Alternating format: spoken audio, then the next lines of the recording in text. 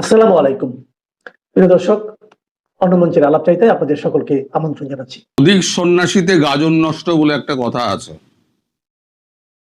এই অধিক সন্ন্যাসীতেই গাজন নষ্টের মতো নৈশভোজও নষ্ট হয়ে গেছে। কারণ সবাই নৈশভোজের খবর করছেন, কিন্তু নৈশভোজ বাতিল হলো কেন? তারপর রোহিঙ্গাদের ওখানে হেলিকপ্টারে প্রদর্শন করার ব্যাপারটা ছিল, সেটা বাতিল করে তিনি অন্য বিমানে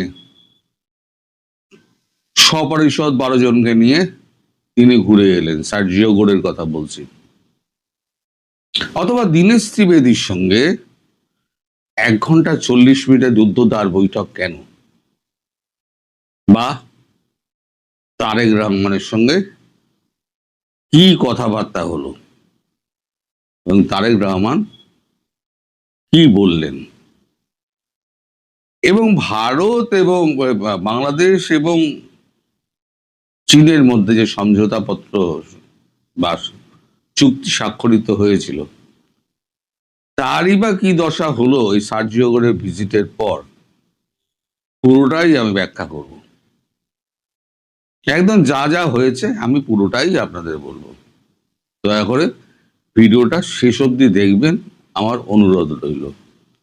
শুরু করছি আমি সার্জিও গোরের নৈশভোজ বাতিল। এখন নৈশভোজ কার সঙ্গে ছিল? সার্জিও গোরের সঙ্গে খলিলুর রহমানের। তার সঙ্গে খলিলুর রহমান সার্জিও গোরের যে সাঙ্গপাঙ্গ, আমি তো বলেছি যে ক্লোজ ডোর মিটিং মানেই সেটা একজন থাকবে তার কোনো মানে নেই। 12 জন, তার সেক্রেটারি ফেক্রেটারি সব মিলে 12 জন উপস্থিত। ওদিকে আমাদের খলিলুর রহমান তিনি কি করেছেন? তিনি বিএনপি থেকে, এনসিপি থেকে, ইউনূসের দলের লোক, তারপর এলি তেলি গাঙ্গুরাম, যাকে পেরেছেন তাকে নেমন্তন্ন করে নৈশভোজে ডেকে পাঠিয়েছেন। যে আমার কত হ্যাডম দেখো, আমি তোমাদের মার্কিন রাষ্ট্রদূতের সঙ্গে আমি তোমাদের বসিয়ে দিচ্ছি। এখন মার্কিন রাষ্ট্রদূত তো মার্কিন রাষ্ট্রদূত, মার্কিন নীতি অনুযায়ী চলেন। তিনি প্রথম এই দৃশ্য দেখে খলিলুর রহমানকে একান্তে ডেকে নিয়ে গিয়ে বলেন যে নৈশভোজটা হচ্ছে আপনার সঙ্গে, আপনার পরিবার বা আপনার দল, আপনার সমর্থক, আপনার দেশের লোকের সঙ্গে কিন্তু আমার বৈঠক নয়। 1 to 1 বৈঠক মানে আপনার বিদেশ মন্ত্রকের যে সমস্ত প্রতিনিধি আছে তারা থাকবেন, আমার বিদেশ মন্ত্রকের প্রতিনিধি যারা রয়েছেন তারা থাকবেন, এর বাইরে কারোতে থাকার কথা নয়। ঠিক আছে, চলুন আগে আমরা বৈঠকটা শেষ করে নিই বলে একটা আলাদা কামরায় নিজেরা চলে যান 12 জন প্রতিনিধি সহ। আর ওই যে আপনার একজন উপদেষ্টা আছে না, তাই কিন্তু ঢুকতে দেওয়া হয়নি, এটাও শুনে রাখুন। তা সেখানে আমি যা যা বলেছিলাম, যে যে প্রশ্নগুলো উত্থাপিত হবে, ঠিক সেই প্রশ্নগুলোই উত্থাপিত হয়েছে। চীনের সঙ্গে চুক্তি, তুর্কির সঙ্গে চুক্তি, এখানে ড্রোন কারখানা, অস্ত্র কারখানা, চীনকে মংলা ভোট দেওয়া, চীনের রাষ্ট্রদূতের সঙ্গে গোপনে তহরম মহরম, তারপরেতে আরাকান মানবিক করিডোর, সেটা ব্যাপারে ব্যবস্থা না নিয়ে উনি চীনের করিডোর নিয়ে ওনারা পড়েছেন। যে বিস্তর ঝাড় খেয়েছে, ঝাড় মানে বিস্তর ঝাড় খেয়েছে। বিস্তর ঝাড় খাওয়ার পর তিনি বলেন যে আমার প্রথম হচ্ছে সময় অভাব, অফিসিয়ালি যেটা বলেন আমার সময়ের অভাব, এবং খাবারের আমার কিছু রেস্ট্রিকশন আছে বলে আমি নৈশ ভোজটা বাতিল করার সিদ্ধান্ত নিয়েছি বলে উনি বেরিয়ে যান। এর পরবর্তী প্রতিক্রিয়া হচ্ছে খলিলুর রহমানের, যেটা আপনারা দেখেছেন, সবকিছুতেই না।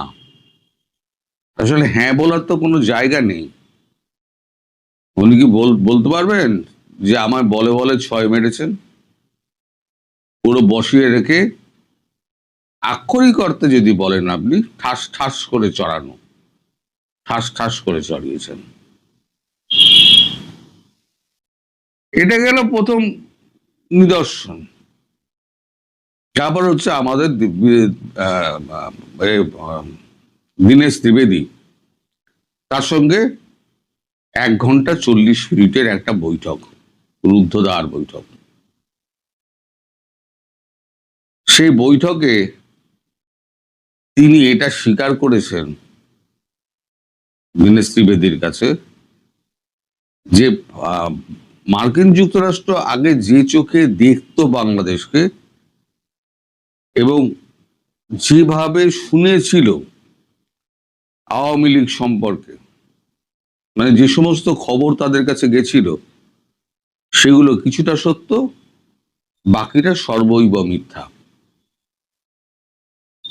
এখন ভারত এবং মার্কিন যুক্তরাষ্ট্র দুজনেই একই চোখে বাংলাদেশকে দেখবে। আপনাকে যে এখানে বসানো, আপনাকে মন্ত্রী পদমর্যাদায় নিয়ে উন্নীত করা, এই জন্য আপনাকে আমি অভিবাদন জানাচ্ছি, কনগ্রাচুলেশন। আপনার এই উন্নতি আরো দীর্ঘায়িত হোক এবং ক্যাবিনেট মন্ত্রী থেকে আপনি আরো উপরে যান, আমাদের সঙ্গে কাজ করতে সুবিধা হবে। এবং দীনেশ ত্রিবেদী খুব কোলাবেলার লোক। দীনেশ ত্রিবেদী গভীরভাবে আপ্যায়ন করেন। যেটা 40 মিনিটের মিটিং ছিল সেটা 1 ঘন্টা 40 মিনিট হয়ে গেল, অথচ নৈশ ভোজ ওদিকে বাতিল হয়ে গেল। এবার এরই মাঝখানে যখন মানে ওই বৈঠকটা যখন শেষ হয়ে গেছে, মানে নৈশভোজ শেষ হয়ে গেছে, আচ্ছা আগে দীনেশ ত্রিবেদীর কথা আগে আসে। দীনেশ ত্রিবেদীর যখন বৈঠক যখন শেষ হয়ে গেছে, তারপরে তিনি সেনা হেলিকপ্টারে তার যাওয়ার কথা ছিল রোহিঙ্গা পরিদর্শনে, রোহিঙ্গা ক্যাম্পগুলো পরিদর্শনে, কিন্তু তিনি সেনা হেলিকপ্টার ব্যবহার করেননি। তিনি একটি প্রাইভেট সংস্থার একটি প্লেনে ভাড়া করে তিনি পুরোটা ঘুরে আসেন। ঘুরে এসে তারপর আজকে সকালবেলা তারেক রহমানের সঙ্গে বৈঠক করেন। বৈঠকটা শুরু হয় আপনাদের স্থানীয় সময় সকাল 8টায়। বৈঠকে তারেক রহমানকে আগা পাঁচতলা, যাকে ময়দা ঠাসা বলে না, ময়দা ঠাসা ঠেসেছেন। এবং আমি বলেছিলাম সঙ্গে পুরো চুক্তির দস্তাবেজ নিয়ে যাবেন, এবং প্রকৃত অর্থে কিন্তু চুক্তির দস্তাবেজ নিয়ে গেছিলেন। দুটো চুক্তি, একটা হচ্ছে 10 পয়েন্টের এগ্রিমেন্ট, যেটা লন্ডনে হয়েছিল, তারেক রহমান নিজে সই করেছিলেন। আর একটা হচ্ছে মার্কিন যুক্তরাষ্ট্রের সঙ্গে বাংলাদেশের যে এগ্রিমেন্ট, ক্লজ ধরে ধরে প্রত্যেকটার উত্তর চাওয়া হয়েছে। একটার উত্তর ফ্লাম্বিং করা ছাড়া তারেক রহমান কোনো সদুত্তর দিতে পারেননি। এই মিটিংটাও শেষ হয়ে যায় প্রায় 20 মিনিটের মধ্যেই। এর মধ্যে উনি আওয়ামী লীগের সঙ্গে কথা বলেছেন। যখন মানে প্রশ্ন করা হচ্ছে যে আমাদের খলিলুর রহমানকে আওয়ামী লীগ প্রসঙ্গে কথা বলেছেন, উনি বলেছেন না, হয়নি। সবেতেই না। তার কি চা বিস্কুট খাওয়ার জন্য ওইখানে আলোচনা হয়েছে? যে সময় উনি বলছেন যে না হয়নি, সেই সময় কিন্তু আওয়ামী লীগ নেতাদের সঙ্গে তার কথাবার্তা চলছে। বিপরীতমুখী দুটি খবর। একদিকে দেশের পররাষ্ট্রমন্ত্রী তিনি দাঁড়িয়ে বলছেন আওয়ামী লীগের সঙ্গে কোনো কথাবার্তা হয়েছে কিনা আমি জানি না, আর অন্যদিকে সেই সময়ই ঘড়ির সময় ধরে সেই সময় কিন্তু আবার ওদিকে আওয়ামী লীগের সঙ্গে তার কথাবার্তা হচ্ছে। বিএনপি টিএনপি কারোর সঙ্গে তার কোনো কথাবার্তা কিছু হয়নি। তারেক রহমানের সঙ্গে মিটিং এর পর তিনি সোজা ফিরে আসেন হোটেলে। হোটেল থেকে কিছুটা সময় মানে বিশ্রাম নিয়ে ব্যাগপত্র গুছিয়ে আজকেই দিল্লির উদ্দেশ্যে ঢাকা ছাড়বেন বলে ঠিক হয়েছে। সময়টা কখন আমি জানি না। ফলে আপাতত যেটা দাঁড়ালো, সার্জিও গোরের এই যে সফর, সেই সফরকে ঘিরে যে উত্তেজনার আবহাওয়া ছিল সেটাই পুরো জল ঢাললো, এবং চীনের সঙ্গে যে সমঝোতাপত্র এবং চুক্তিগুলো হয়েছিল সেগুলো সমস্ত ঠান্ডা করে ঢুকে গেল। এটা হবেই, এটা জানতেন তারেক রহমান সরকার, এবং তার জন্যে কিন্তু এই যে চীনা রাষ্ট্রদূত তিনি যে বারবার অ্যাপয়েন্টমেন্ট চাইছিলেন এবং বাংলাদেশ সরকার তার অ্যাপয়েন্টমেন্ট ফিক্স আপ করছিল না, সেটা কিন্তু এই জন্য। অর্থাৎ চীন ঠান্ডা ঘরে, ভারত এবং মার্কিন যুক্তরাষ্ট্র এক প্ল্যাটফর্মে। আমি অনেকদিন আগে আপনাদের বলেছিলাম ওভারল্যাপিং পদ্ধতিতে কাজ হবে, মনে করে দেখুন, আপনারা তো ভুলে যান। ওভারল্যাপিং পদ্ধতিতে কাজ হবে বলে একটা আমি কপি করেছিলাম বহুদিন আগে। সেই ওভারল্যাপিং পদ্ধতির কথাই কিন্তু আবার উনি বলেছেন, যা আমরা একে অপরের স্বার্থ দেখে চলব।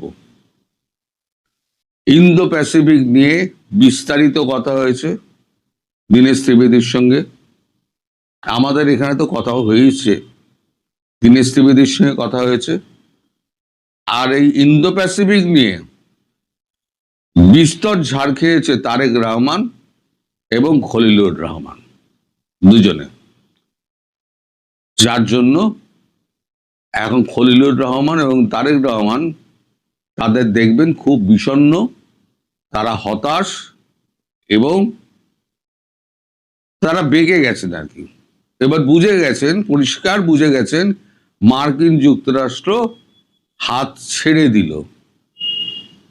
অর্থাৎ মার্কিন যুক্তরাষ্ট্রের যে ব্যাকআপটা ছিল সেই ব্যাকআপটা মার্কিন যুক্তরাষ্ট্র তুলে নিল আর কি, সোজা কথায়।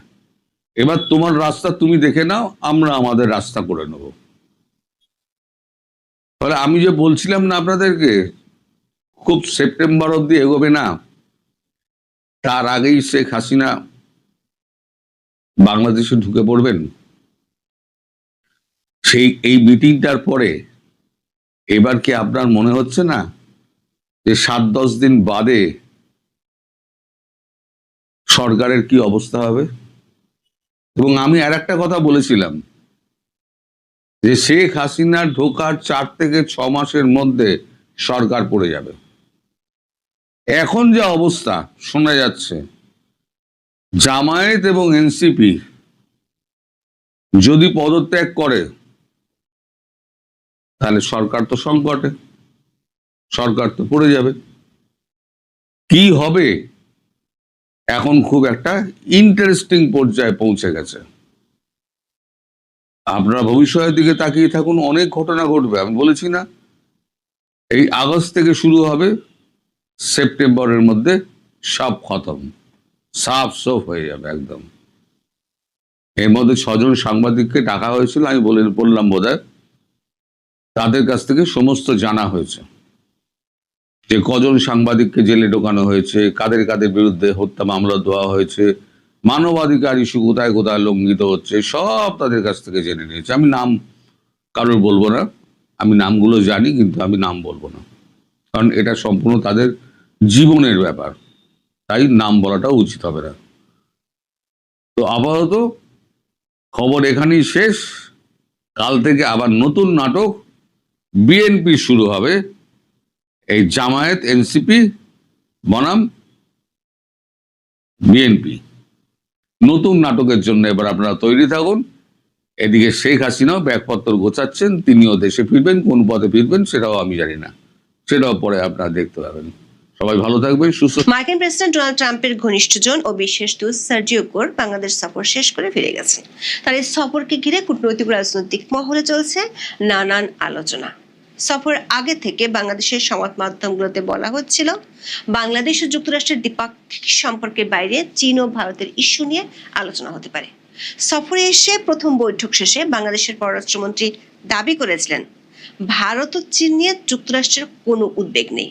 কিন্তু তার পরদিন ভোরে বাংলাদেশে নিযুক্ত ভারতীয় হাই কমিশনারের সাথে ঢাকার একটি হোটেলে একান্ত বৈঠকের খবর বাংলাদেশের গণমাধ্যমে প্রকাশিত হলে গোরের সফর নিয়ে জল্পনা কল্পনা এবং আলোচনা আরও বাড়ে।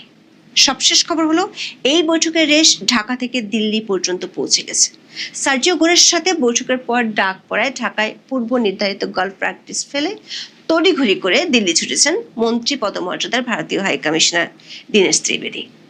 গোরের সাথে বৈঠকের পর দীনেশ ত্রিবেদী কেন দিল্লি ছুটে গেলেন এবং সেখানে গিয়ে কি আবারও গোরের সাথে কোনো বৈঠক আছে কিনা তা নিয়ে ঢাকা ও দিল্লির কূটনৈতিক মহলে নানা ধরনের আলোচনা চলছে। বিশেষ করে ভূ রাজনৈতিক ইস্যু হিসেবে চীন এবং বাংলাদেশের অভ্যন্তরীণ রাজনৈতিক ইস্যু হিসেবে আওয়ামী লীগ ও শেখ হাসিনার প্রত্যর্পণ নিয়ে যুক্তরাষ্ট্র ভারতের মধ্যে কোনো ধরনের সমঝোতা হচ্ছে কিনা তা নিয়ে নানামুখী আলোচনা হচ্ছে। এদিকে প্রধানমন্ত্রী তারেক রহমানের সাথে সার্জিও গোরের বৈঠকের পর বাংলাদেশ সরকারের পক্ষ থেকে যে বিবৃতি দেওয়া হয়েছে তাতে মার্কিন অর্থনৈতিক স্বার্থ, বিশেষ করে বিনিয়োগের কথাই বেশি উঠে এসেছে। তবে মার্কিন দূতাবাস থেকে দেওয়া বিজ্ঞপ্তিতে বলা হয়েছে, সার্জিও গোর তার সফরে যুক্তরাষ্ট্র বাংলাদেশ সম্পর্কের রাজনৈতিক এবং অর্থনৈতিক গতিশীলতা নিয়ে আলোচনা করেছেন। প্রশ্ন হলো, এই রাজনৈতিক গতিশীলতা বলতে আসলে কি বোঝানো হয়েছে? যদিও বাংলাদেশের পররাষ্ট্রমন্ত্রী খলিলুর রহমান সংবাদ ব্রিফিংয়ে দাবি করেছেন, চীন নিয়ে গোরের এই সফরে কোনো আলোচনাই হয়নি, কিন্তু গোরের সফরে মার্কিন দূতাবাস থেকে বাংলাদেশ সরকারকে কিছু নথিপত্র দেওয়া হয়েছে। এর মধ্যে কয়েকটি নথি আমাদের হাতে এসেছে। দূতাবাসের সূত্রগুলো বলছে, তারেক রহমানের চীন সফরে দেশটির ব্যবসায়ীদের সাথে 12টি সমঝোতা স্মারক হয়েছিল, যার মধ্যে 2টি চায়না প্রতিষ্ঠানের উপর মার্কিন সরকারের নিষেধাজ্ঞা দেওয়া আছে। বিষয়টি নিয়ে সার্জিও গোর সরাসরি বাংলাদেশ সরকারের সংশ্লিষ্টদের কাছে ব্যাখ্যা জানতে চেয়েছেন। সূত্রগুলো বলছে, বিষয়টি বাংলাদেশ, যুক্তরাষ্ট্র ও চীনের সম্পর্কে প্রভাব ফেলতে পারে। বিস্তারিত জানতে চলুন যাওয়া যাক বিশ্লেষণে। মার্কিন প্রেসিডেন্ট ডোনাল্ড ট্রাম্প তার ঘনিষ্ঠ বন্ধু সার্জিও গোরকে 2025 সালের অগস্টের শেষে ভারতে যুক্তরাষ্ট্র মিশনের দায়িত্বে পাঠিয়েছিলেন, সাথে দক্ষিণ ও মধ্য এশিয়ার বিশেষ দূত হিসেবে নিয়োগ দেন। দক্ষিণ এশিয়ার দেশগুলোর মধ্যে গোর এরই মধ্যে বেশ কয়েকটি দেশ সফর করে ফেলেছেন। গত জানুয়ারিতে নয়াদিল্লিতে যুক্তরাষ্ট্রের রাষ্ট্রদূতের দায়িত্ব নেওয়ার পর এই প্রথম বাংলাদেশ সফরে আসেন তিনি। তার সফরকে কেন্দ্র করে বাংলাদেশের সংবাদ মাধ্যমগুলোতে নানান ধরনের খবর প্রকাশিত হয়। বিশেষ করে সফরে এসে তিনি কি কি বিষয়ে আলোচনা করতে পারেন তার একটা ধারণা এসব খবর থেকে পাওয়া গিয়েছিল। যুক্তরাষ্ট্র ও বাংলাদেশের বাণিজ্যিক এবং অর্থনৈতিক স্বার্থ সংশ্লিষ্ট বিষয়গুলোর পাশাপাশি যেহেতু আমেরিকা যে কোনো মূল্যে চীনের প্রভাব ঠেকাতে মরিয়া, সে কারণে ধারণা করা হচ্ছিল চীন বাংলাদেশ সম্পর্কের বিষয়টি গোরের সফরের আলোচ্য সূচিতে থাকবে। কিন্তু 30শে জুলাই বাংলাদেশ সফরের প্রথম দিনে গোরের সাথে বৈঠক শেষে বাংলাদেশের পররাষ্ট্রমন্ত্রী খলিলুর রহমান বলেন, ভারত ও চীন নিয়ে যুক্তরাষ্ট্রের কোনো উদ্বেগ নেই, কারণ এ নিয়ে কোনো আলোচনাই হয়নি।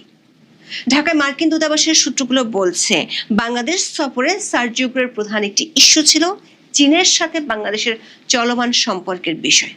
সার্জিও গোরের সফরের 33 দিন আগে প্রধানমন্ত্রী তারেক রহমান চীন সফর করে আসেন। সূত্রগুলো বলছে ওই সফরে হওয়া কিছু সমঝোতা স্মারক নিয়ে মার্কিন প্রশাসনের আপত্তি আছে। সে সংক্রান্ত কিছু নথিপত্র বাংলাদেশ সরকারের কাছে দেওয়া হয়েছে।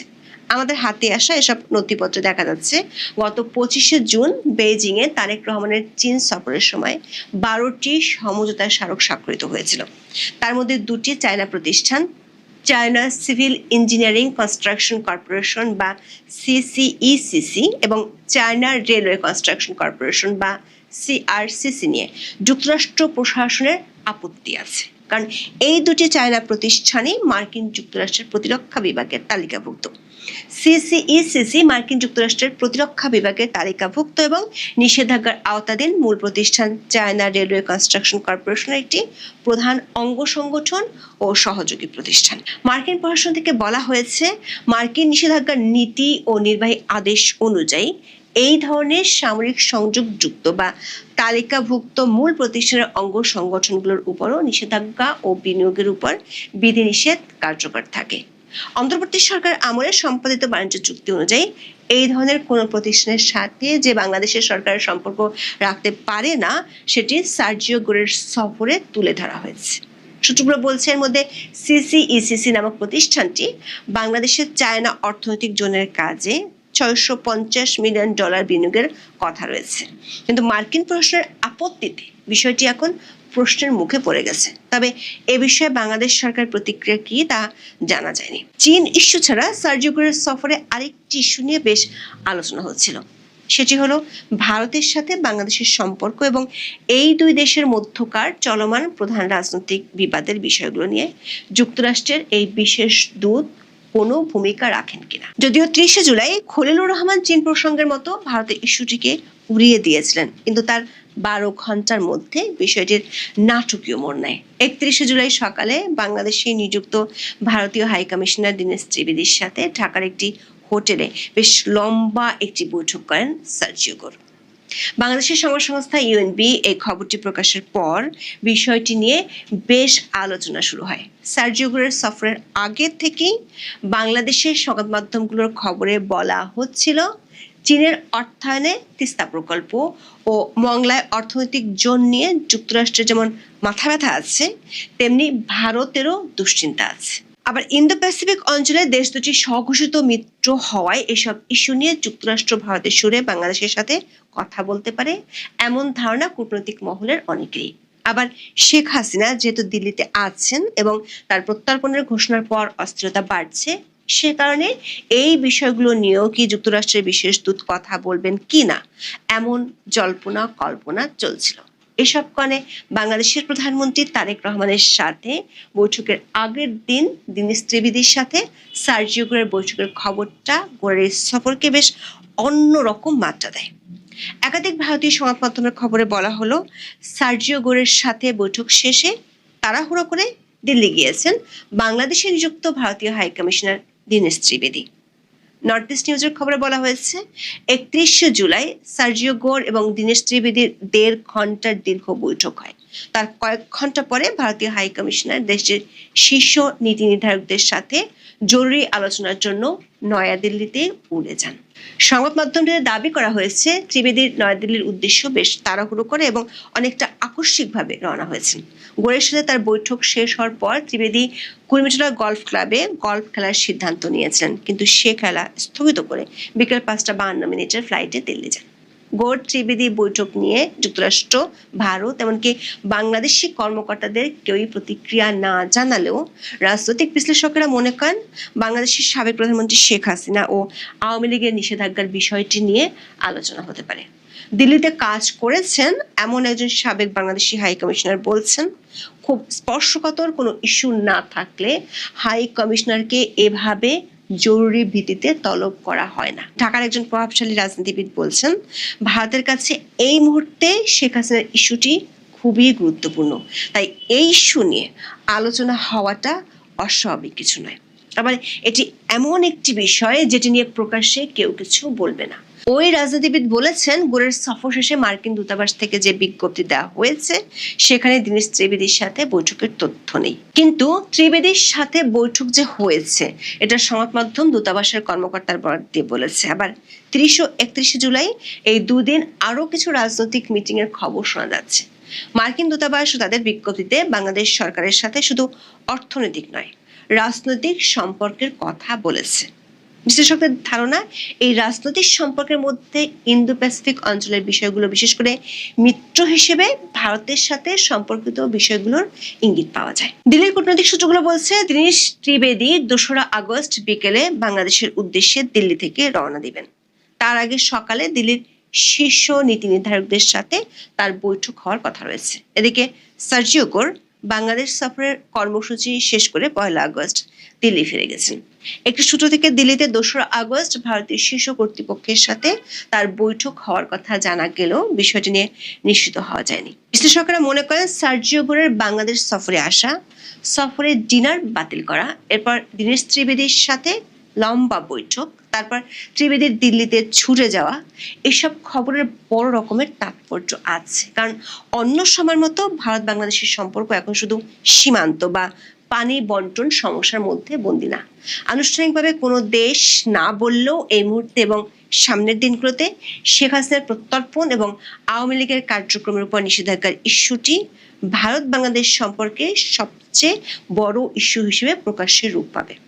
বিষয়টি গত নির্বাচনের আগেও পর্দার আড়ালে বড় রকমের ভূমিকা রেখেছিল। এখন আগামী ডিসেম্বরের মধ্যে শেখ হাসিনা দেশে ফেরার ঘোষণা দেয় বিষয়টি সামনে আরো জোরালো হবে।